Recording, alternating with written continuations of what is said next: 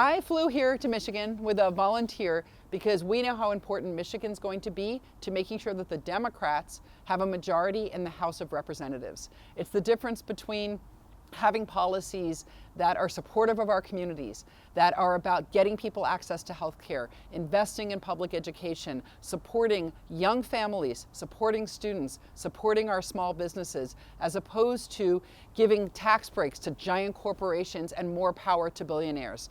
To me, those are American values, and it was important enough for me to fly across the country on my own dime to come and knock on doors here in Michigan to say, Michigan matters. Michigan matters, and I want to help every candidate who's running, who's on the Democratic ticket. Okay, you don't care about politics, but do you care about the cost of living? Do you care about medical debt? Do you care about students being able to attend college and graduate without crippling debt? Do you care about people's ability to be able to afford rent? They'd care about that. But we have to do a better job, and I mean all of us who care about these issues, of connecting how people vote with their quality of life. Well, I've been watching politics a long time, and it's pretty clear to me that the Republican ideology is basically sink or swim, to not be supportive of individuals and to certainly allow for corporations to have almost unchecked power. And if you're a working person and you think that your rights should be protected, it's the Democrats that care about protecting your access to clean water, to make sure the air is clean so your kids don't have asthma, to make sure you can join a union if you want so that you have protections on the workplace, to make sure that corporations and government don't rip you off. To me, those are democratic values, and I've seen how the regulations that Democrats put in place are protecting people and protecting communities. And taxing policy under Trump was giving breaks to big corporations and to multimillionaires, and to make individual people, just working class people and middle class people, pay a larger share of their income to taxes.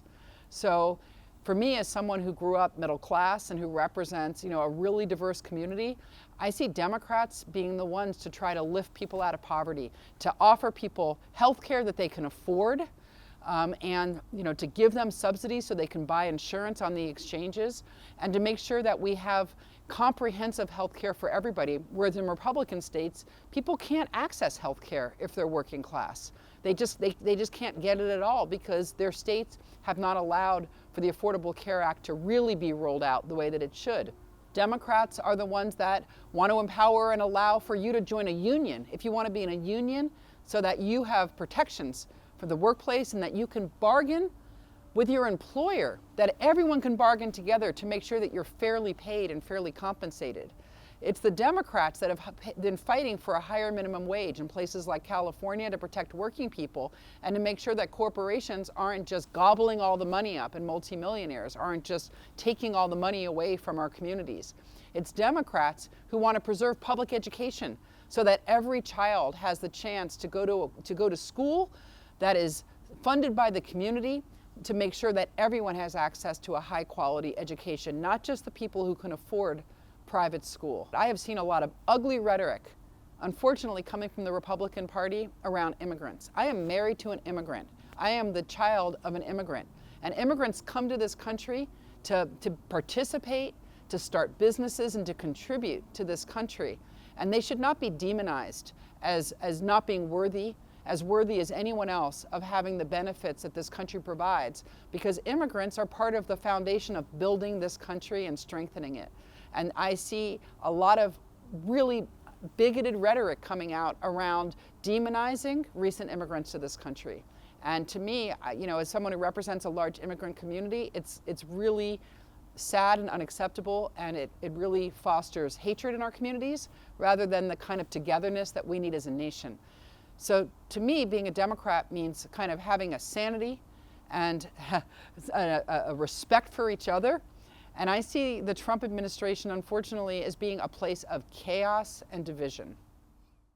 Yeah, I'm very opposed to mass deportations. To get back to a place where someone who maybe isn't documented but has children who are American citizens is like literally hiding in the basement because they're so afraid of ICE coming and separating them from their family, that is not the way to do immigration policy. I think that we do need a path to citizenship for people who are here, who are working, contributing to our society. Find a way to get people who we know are following the law and paying taxes, because even people who are undocumented are paying sales tax. Often they're paying lots of other taxes when they're working, and make sure that they have a way that they can continue to work and not be exploited by businesses who don't want to pay them a fair wage or want to steal their money.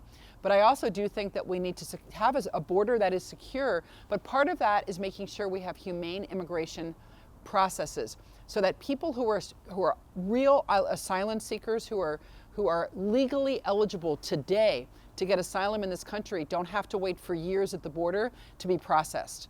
That's part of the problem. If we have enough manpower at the border, if we have enough people to do those processing, enough lawyers working and judges working on these cases, we can dispose of them more quickly and sort out people who should be in this country and people who do pose a threat to this country. But certainly for people who are undocumented, who are contributing to our society, we need to have a path to have them evaluated and see whether they should be able to stay here legally. Actually, every economist is pretty united in saying that tariffs run the risk of raising prices for consumers, because what happens is the businesses are still importing, but if they're paying those tariffs, they pass them directly along to the consumers. So you're talking about the end result of tariffs often being just that consumers are paying higher prices for things like solar panels for your house or for your car or for car parts. So really, the better way is to work on making sure that we take away barriers to doing manufacturing here in the United States, and that we offer subsidies, tax subsidies for businesses that we want to see opening here in the United States. For instance, the Build Back Better Act and the American Infrastructure Investment Act gives tax subsidies for people who want to produce clean energy here in the United States or produce electric vehicles here in Michigan. And that's been really effective in getting new manufacturing facilities open and more Americans employed. I think that's the way to encourage United States manufacturing. Kind of wing of the party, I find really just against my values. I find that it's a lot of intolerance and hatred, but Republicans in general, the people that I know that are Republicans, they stand for things like fiscal values and supporting business. And I don't think that, I'm not saying that all Republicans are sort of MAGA Republicans or Trump Republicans. And I have some of my proudest moments as a legislator in the California legislature were working on bills that we had bipartisan support on. I love that I had so many Republican co-authors of my legislation. So if we don't make it so much about party and make it about the issues we care about, we can get past that. And I still have hope that when I'm in Congress, because I'm running for Congress, that I can work across the aisle. And I will say that when I was in Washington recently, I stayed with a friend of mine who's a Congress member who is a Republican. And we talked about how we worked together when we were legislators together and how determined we are to continue doing that work in Congress. We worked on things like making our streets safer so that pedestrians and children don't get run over. I have worked on a bipartisan basis on getting toxic materials and chemicals out of children's clothing and out of cosmetics and personal care, and had bipartisan support for that. I have worked on water resources and had bipartisan support. There's so much that we can do that if we make it about that issue. How can we make all of our communities better for everybody? If we make it about that instead of about you're in this camp or you're in that camp, then I think that it shows that we have a lot of the same goals and same values. If you have questions about any policy for any candidate, call them. Call their office and ask directly, hey, what's the position on X, Y, and Z? And have that conversation. And if you think something's not true that you're hearing on the internet, or if it doesn't sound right to you, something a neighbor has said, do your own homework and reach out directly to the campaign office. And if you're not sure, tell them to prove it. Tell them to show you, affirmatively, so that you trust what they're saying. I think that politicians owe that to you. I think campaigns owe that to you. And if you think that someone's exaggerating or lying, that should tell you who they are and what their values are.